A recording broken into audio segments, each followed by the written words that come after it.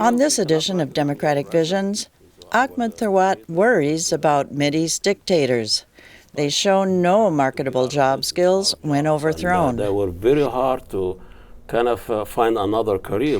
We also have Dr. Brad Canham prompting State Senator Steve Cwodzinski to talk about his time in the Minnesota Legislature. What if we sat based on Republican-Democrat? Producer Jeff Strate will start the journey. Welcome. State Senator Steve Cwodzinski announced in November that he will not be seeking re-election to the Minnesota Senate after the 2025-26 session. The session resumes on Tuesday, February 17. The DFLer will have spent a decade serving Eden Prairie and southern Minnetonka. Guest host Brad Canham is an entrepreneurial change and growth consultant who teaches at St. Thomas University. Dr. Brad is one of Senator Steve's constituents. Today we're joined by Minnesota State Senator Steve Cwodzinski.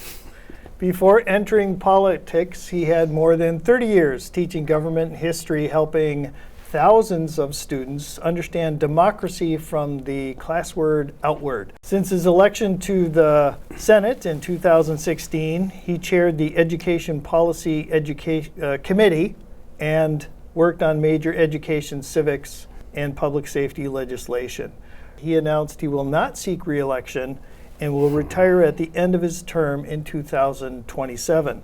Senator Steve Cwodzinski, welcome to Democratic Visions. Thanks, Brad, for having me. Joy to be here. I did have 12,000 students, to be exact, during those 33 years, so love teaching, never regretted a day. Well, you know, you've spent more than 4 decades combined in public service as a teacher and as a legislator. I'm curious, why step away now? Well, first, Confucius, a Chinese philosopher, once said, choose a job you love and you'll never work a day in your life. I loved every minute of my classroom time, and during those 33 years, I told students, get out there, make a difference, leave this world a better place than you found it, try to solve as much of the puzzle as possible, and now 10 years in the Senate.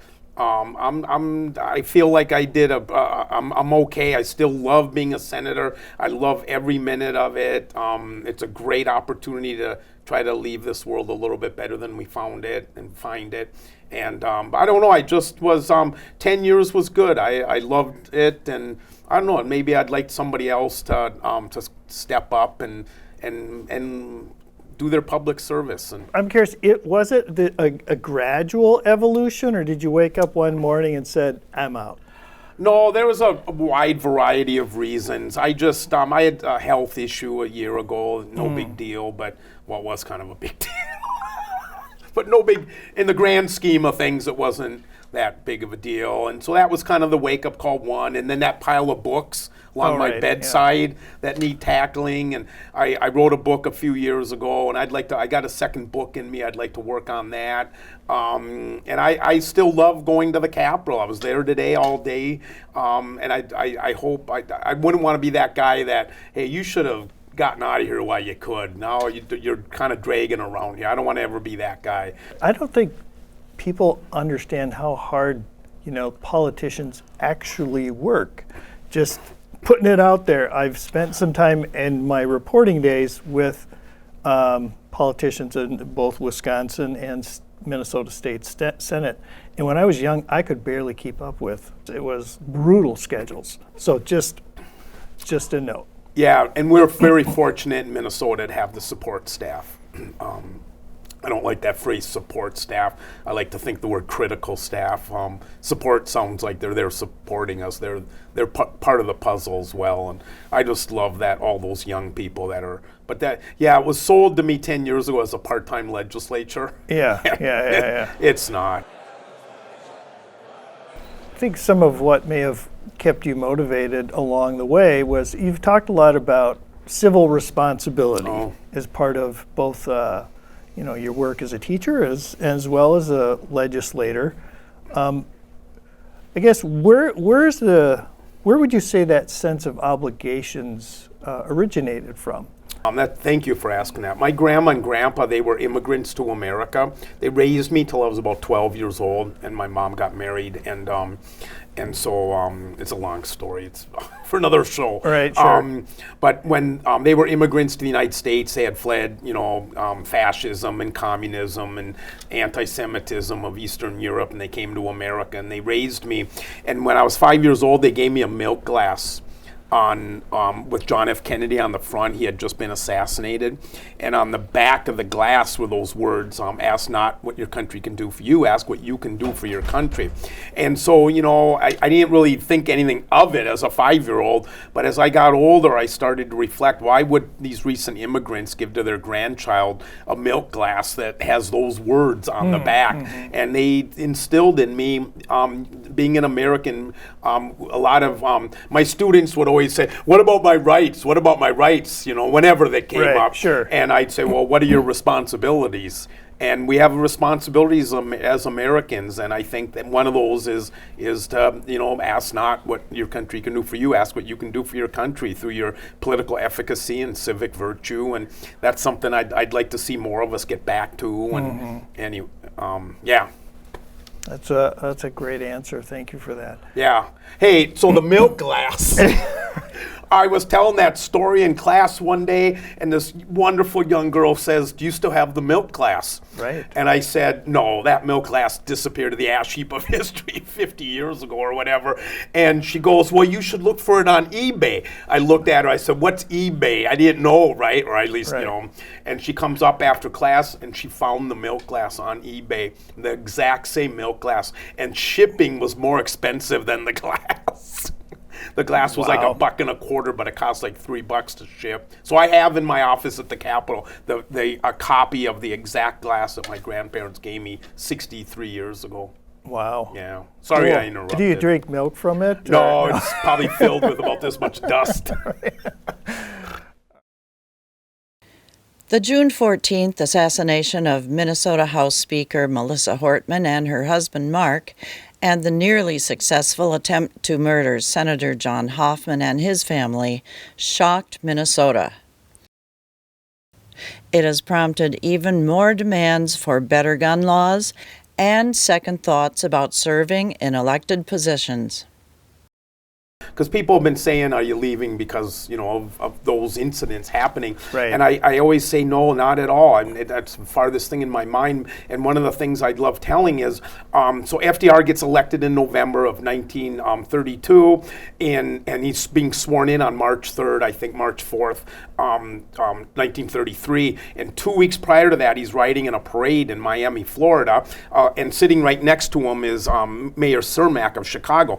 And an assassin runs up to the car and pummels the car with 4 or 5 bullets and hits 3 people. The mayor of Chicago doesn't survive. He's assassinated. 2 other people were injured. FDR escapes unscathed physically, and 2 weeks later, on the steps of the United States Capitol, you'd think he'd be talking about, oh my God, we have horrible things happening in our country. But what he said to the American people that day was, the only thing we have to fear is fear itself. And I think most people think he's talking about the Depression and maybe what's happening in Europe. But for him and his family, I'm sure the only thing we have to fear is fear itself. Wow, that's a great story. Yeah, I love it. Well, let's jump to some of your work in the Senate. So you chair still? Yep, still. You chair the Education Policy Committee, is that right? Yeah. Okay. During some of the largest investment cycles in K-12 and state history.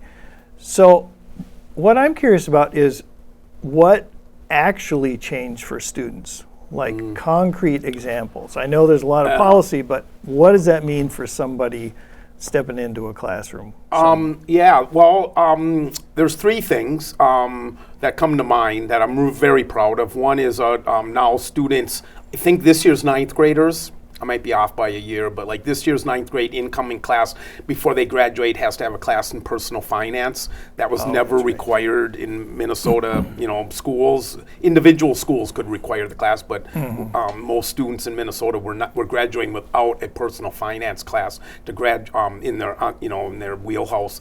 The other class that I couldn't believe when I found out it wasn't required. I just assumed this was like almost 30 years ago now. But when I found out that schools weren't requiring civics to graduate, that a student could graduate high school without an American government class or civics, and if they did have one, it was taught in 9th grade, which in my opinion was always way too young. You're not paying income taxes yet because you have a part-time job. You're not paying gas taxes. You're not paying sales taxes. You're not signing up for selective service. You're not getting ready to vote for the first time. So I always felt that government should be required for juniors and seniors when they were getting close to that age and not 9th grade. So again, this year's 9th grade class, or maybe it was last year's class, now has to take civics to graduate as a junior or senior. But the one thing that I think most students, or certainly our female students, see different is 3 girls came to my Senate office one day, and when they should have been in the classroom worried about prom and driver's tests and all in their final exams, they came to the Capitol because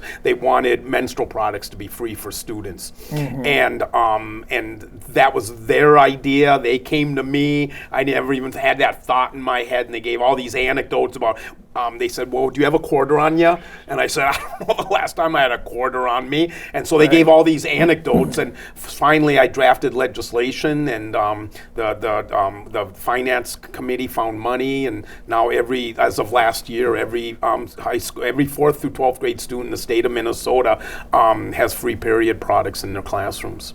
Wow, Yeah.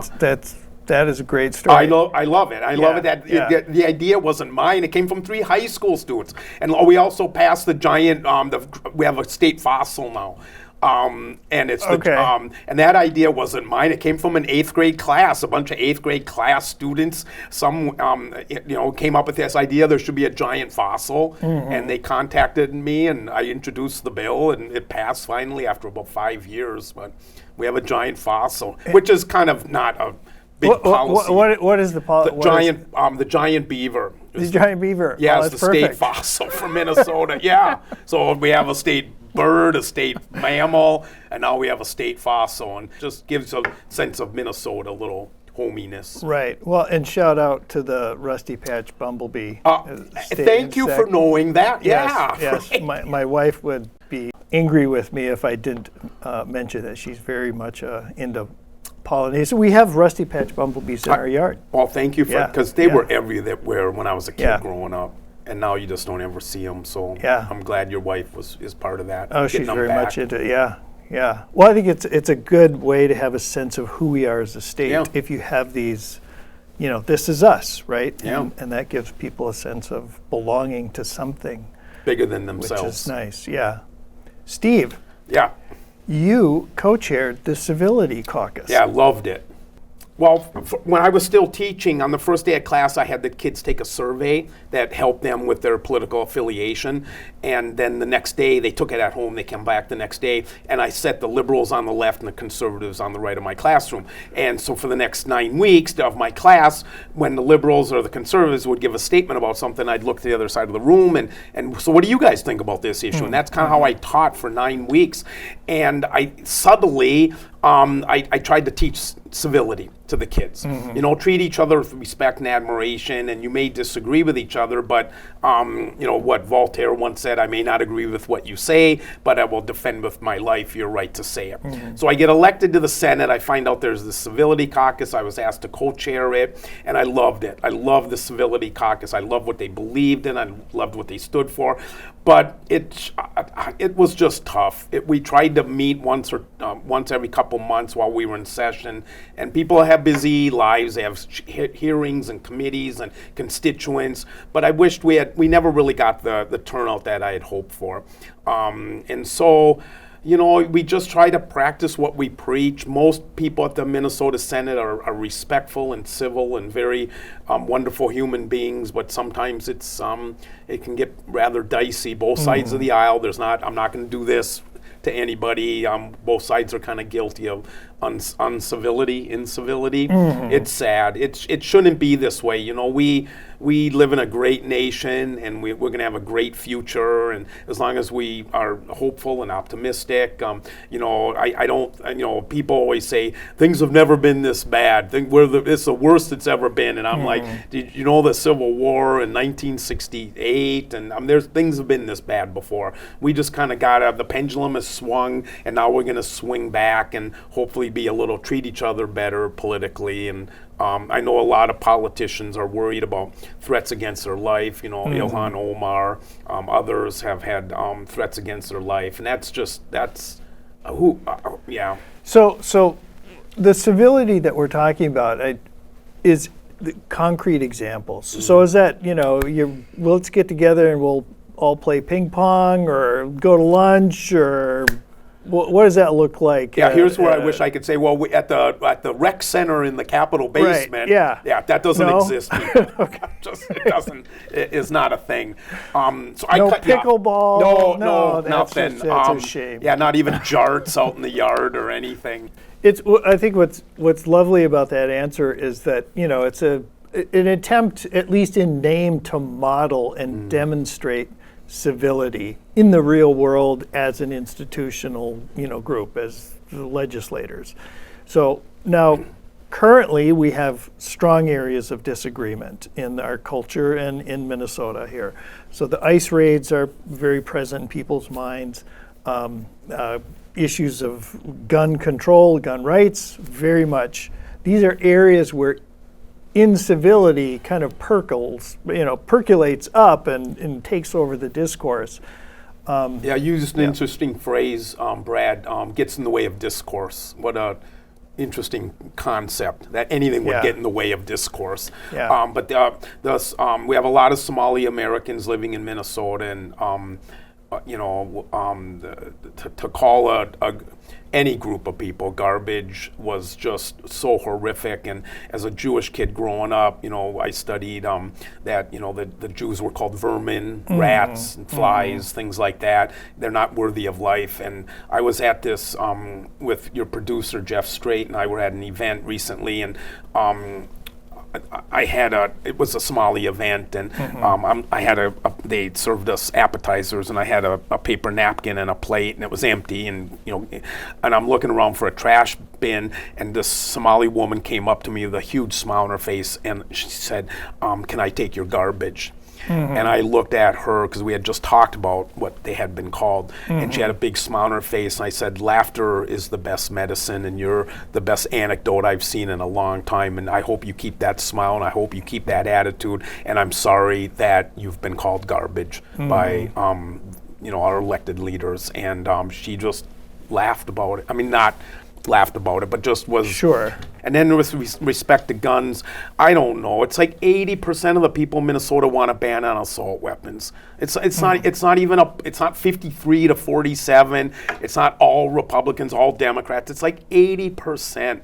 And one of the hardest day I ever had in the classroom, pre-cell phone, was walking into a classroom and finding out during passing time we had another school shooting. And I walk into the classroom and I'd say to the 35 kids, there was another school shooting. And I would give anything to have had the foresight to put a hidden camera behind my shoulder and to record, because if we showed parents and taxpayers and Minnesotans and Americans a video clip of a teacher announcing to a class of 35 kids that we had another school shooting today, and the looks on their faces were like, "Can't you adults handle this? Can't you keep us safe? Don't you care about our well-being? I am scared to be here, and you're not doing it." And the looks on their faces. Well, anyway, so this day I get this text from this former student from Steve and Brad's conversation will continue on the next edition of Democratic Visions.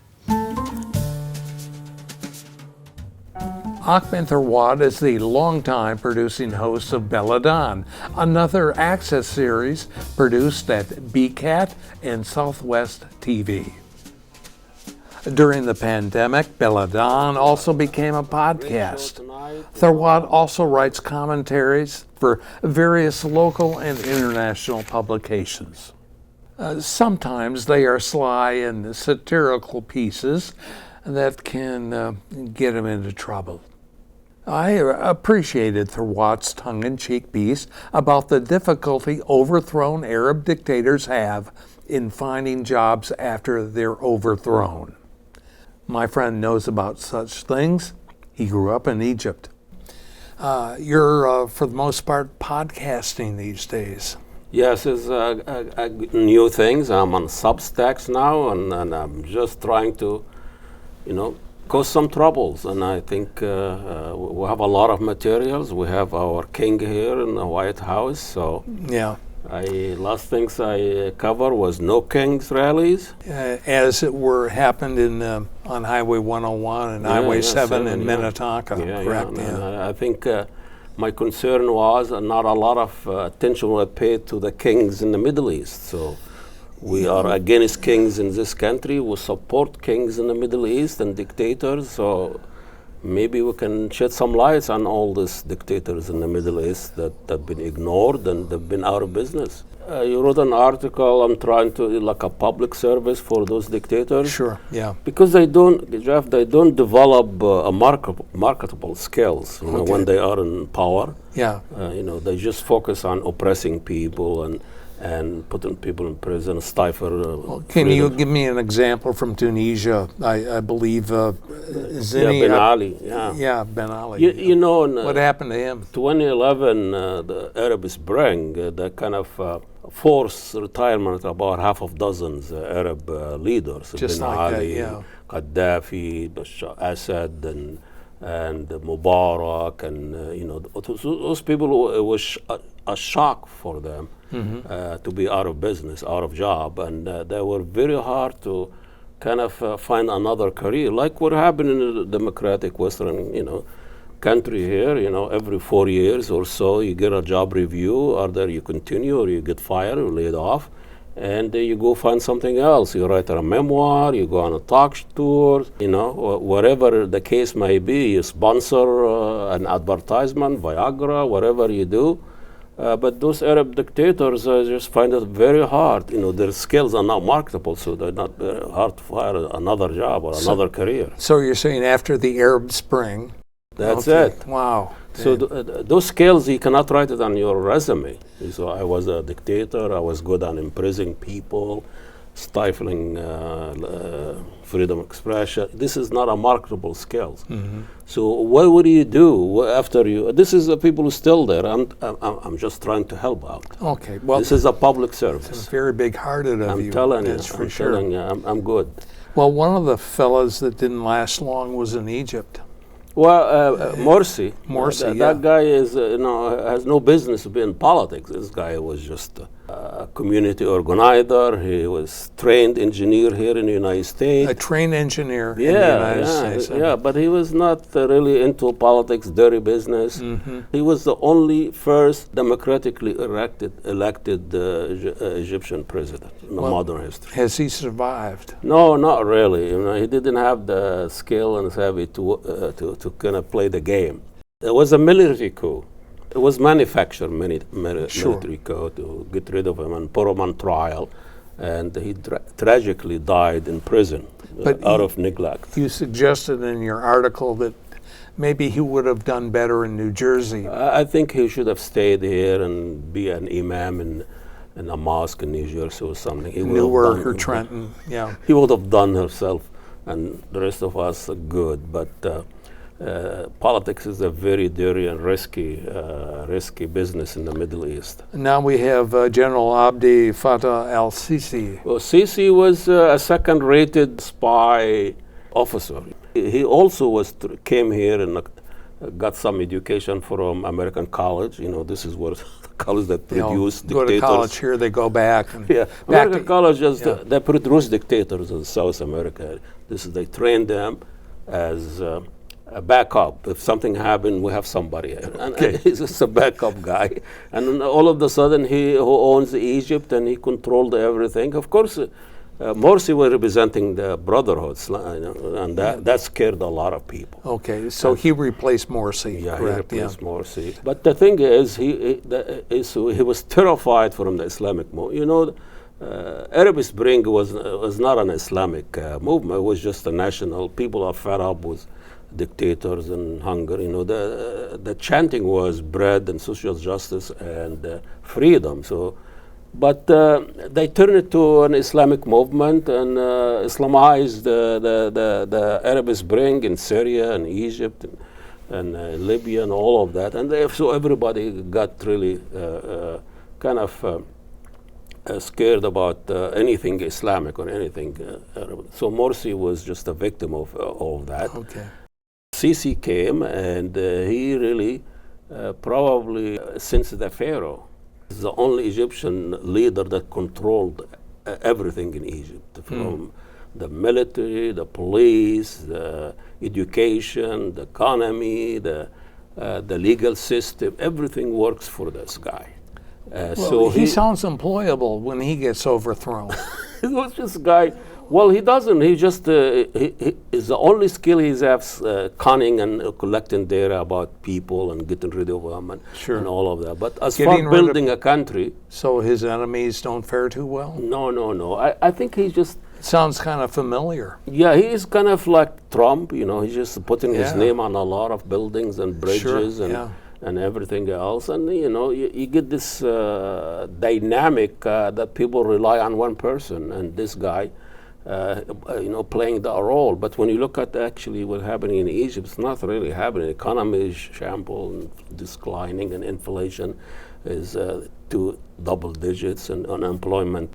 You know, I'm saying this guy is not gonna last. I'm advising him. You know, he can be like a real estate agent, developer. You know, okay, good. Build like Donald Trump. You know, just be an agent. And Ahmed and I shifted our talk to Crown Prince bin Salman of Saudi Arabia and Mecca. I think he'll be great. How would he deal with Mecca? Well, Mecca is off limits for bin Salman. I think bin Salman. But it has suburbs, doesn't it? No, now bin Salman, because he started that modernized Saudi Arabia and let women drives, and people now they have entertainment, and global stars go on, dancers and singers go on performing in Saudi Arabia, and he turned Mecca to Las Vegas. You know, when you look at Mecca now, really, it's just high-rising skyrockets and hotels and shopping malls. Gambling. I don't know about gambling. That could be a private thing. Are there nude beaches there? He could, you know, halal gambling. That will be something. He has all the people who make the fatwa that he can say gambling is exercise of mental, you know, kind of good. So, the Mecca is off limits for bin Salman, and he turned it to Las Vegas city, and so people don't go there to kind of revisit and cleansing and spiritual. Now they go there to buy and shop and all of that. You talk about 5 million people from all over the world. That's a lot of money to be spent. Well, I know Saudi Arabia a long time ago became the last receptive country for Idi Amin, the longtime dictator of They are a host for dictator there. Yeah, are there more than? Ben Ali went there with Tunisia. He died there, and Michael Jackson was running out of the law. Yeah, he ended up there. Really? Okay. So they are a reservoir for outlaws and wordy and pedophiles and whatever he wants to. So Donald Trump, when his days come, will have a place to go. Trump is like the village idiot. When you elect a clown, you know, you expect a circus, and that's what we did. Yeah. We elect him twice, and I think we should worry about really the people who are running the show, corporate America, the elites, the military industry complex. Those are the people behind the scene and just kind of making Trump just kind of diversion. Well, before our current president goes to Saudi Arabia, I really hope he goes on Dancing with the Stars. He might do it. I would like to see him do his little dances. Yeah, that could be it. Yeah. I think you know, the attitude of Saudi Arabia now, what's going on, is really suiting for him. If he's going to leave the office, it seems like he's planning to stay a little bit, another term or so. Well, I think we've ruminated enough on this subject. Thank you so much. Thank you so much. Yeah. I'm glad to be here. That's all for now. Thanks for being with us. Democratic Visions is handcrafted by volunteers from Eden Prairie Hopkins, Minnetonka, Edina, and Bloomington. Watch us on select cable systems and on our YouTube channel. This is Carol Sundstrom.